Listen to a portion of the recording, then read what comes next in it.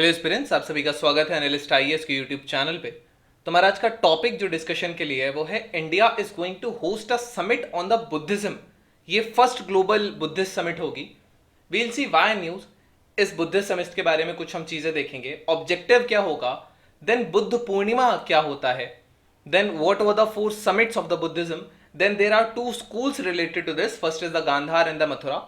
After that, we'll be discussing our today's prelims practice question, which would be based around this topic. So let's start. Why news? India एक 2 दिन का international conference host करेगा which would be on Buddhism, और जिसमें 30 देशों से ज्यादा nationals participate करने वाले हैं.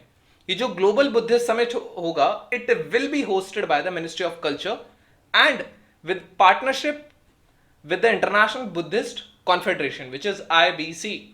This is the poster of it. This is the theme. The theme is responses to contemporary challenges from philosophy to praxis. Topics are Buddha Dharma and peace, environmental crisis, health sustainability, preservation of Nalanda Buddhist tradition, where knowledge and the culture flourished and all. So these were the objectives of the topics. इसके बारे में अगर हम कुछ चीज देखेंगे, ये organise हो रहा है इंटरनेशनल बुद्धिस्ट कॉन्फ्रेंस के द्वारा, जो एक नॉन गवर्नमेंटल ऑर्गेनाइजेशन है.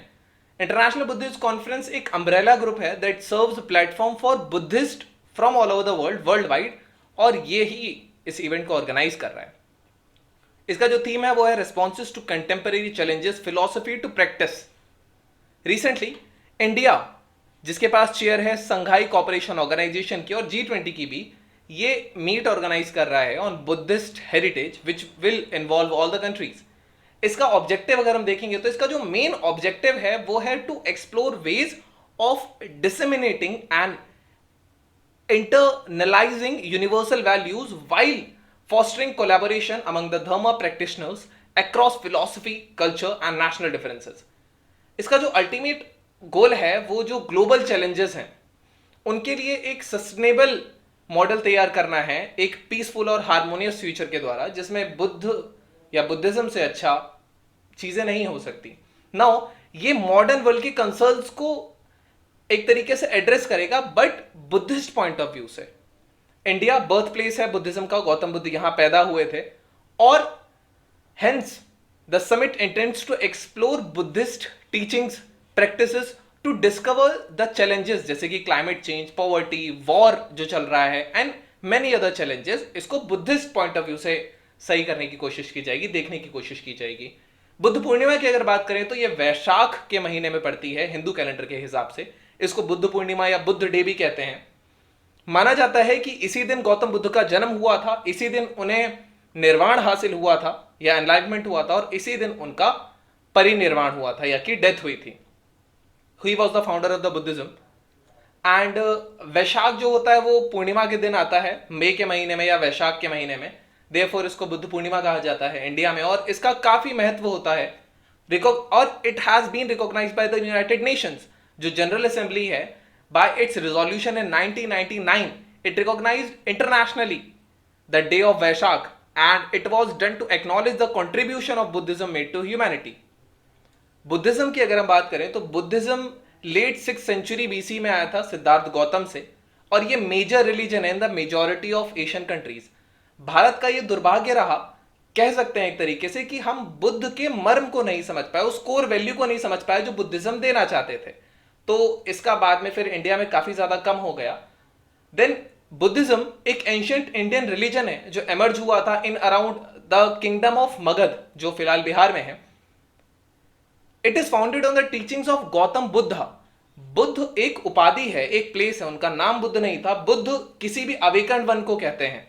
तो हाउएवर बुद्धिस्ट थ्योरी ये कहती है कि बुद्ध से पहले भी कई बुद्ध रहते हैं, और यह भी माना जाता है कि यह सृष्टि कभी बुद्धों से खाली नहीं होती. सो बुद्ध कहीं ना कहीं रहते हैं. So Buddha is a place, it is an उपाधि.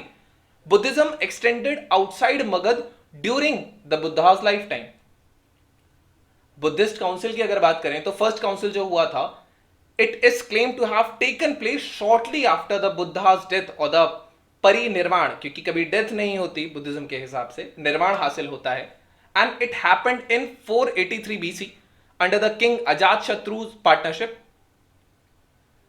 Now meeting took place at the Rajgriha Satpani cave. Haryanka dynasty थी ये पहली। देन सेकेंड काउंसिल जो था ये लगभग 100 साल बाद हुआ बुद्धा के डेथ के बाद, और सेकेंड बुद्धिस्ट काउंसिल हुआ था ये 383 बीसी में हुआ था, वैशाली में, बिहार के ही एक गांव में, और किंग कल अशोक ने इसको करवाया था जो शिशुंग डायनेस्टी से थे।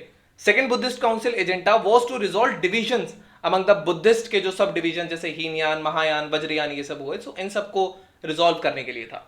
थर्ड काउंसिल मगध एम्पायर में हुआ था और ये हुआ था पाटलिपुत्र में अशोक के पैट्रोनेज के अंदर, ये 250 बीसी में हुआ था, and it was presided over by Moggaliputta Tissa. Fourth council ये कश्मीर में हुआ था 72 एडी में, और ये जो किंग कनिष्क थे कुषाण एम्पायर के, उनके थ्रू हुआ था। जो फाहियान और हम ह्यूनसांग सुनते हैं जो चाइना से आते थे भारत, वो केवल बुद्धिज्म के लिए आते, तो ये इतना बड़ा महत्व उस समय रखता था। अगर हम आर्ट्स की बात करें तो गांधार स्कूल ऑफ आर्ट में during the Kushanas empire Gandhara art prosperous किया था इंडिया में। ऑल अबव ऑल जो कनिष्क था, Kanishka was the greatest of the Kushanas and was also famous for backer of art and architecture. Gandhara school art flourish हुआ था इसी रीजन में, और गांधार स्कूल ने प्रोफाउंडली जो ग्रीक मेथोडोलॉजीज थे इनको इंट्रोड्यूस किया था। इसमें जो बुद्धा का फिगर है वो ज्यादा स्पिरिचुअल दिखता है, मेनली ग्रेइश ब्लू कलर और बहुत फाइन डिटेल्स में दिखता है। ये इस प्रकार से दिखता है, बुद्धा को उतना ज्यादा मोटा या उस हिसाब से नहीं दिखाया जाता, जिस प्रकार से है उस हिसाब से ज्यादा स्पिरिचुअल इसमें दिखाया गया है। मथुरा स्कूल ऑफ आर्ट की बात करें तो Mathura school of art was entirely influenced by the इंडियानिज्म।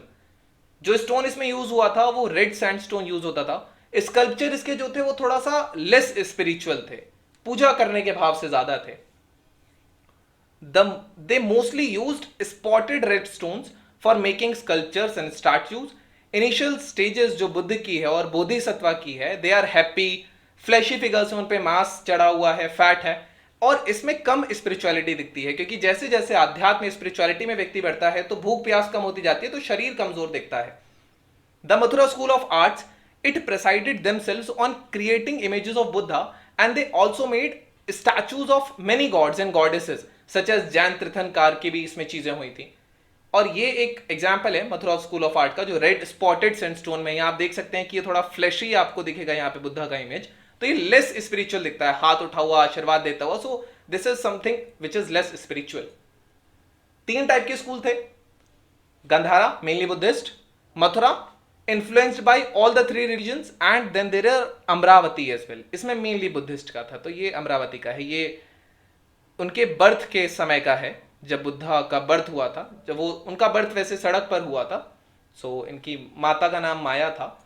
Now prelims practice question 1 अगर हम शुरू करते हैं, so which of the following systems of Indian philosophy uphold the ideology of Charvakism, Ajivika, Jainism and Buddhism? Orthodox system of Indian philosophy, orthodox system of Indian, unorthodox system of Indian philosophy, both A and B, none of the above. You can type the answer in the comment section, they'll let you know if it's correct or not. Second question says that during whose reign did Gautam Buddha die? Bimbisar, Ashok, Chandragupta Maurya or Ajatashatru? This was all about today's video and session. Hope you understood it. Thank you, have a nice day and stay tuned with Analyst.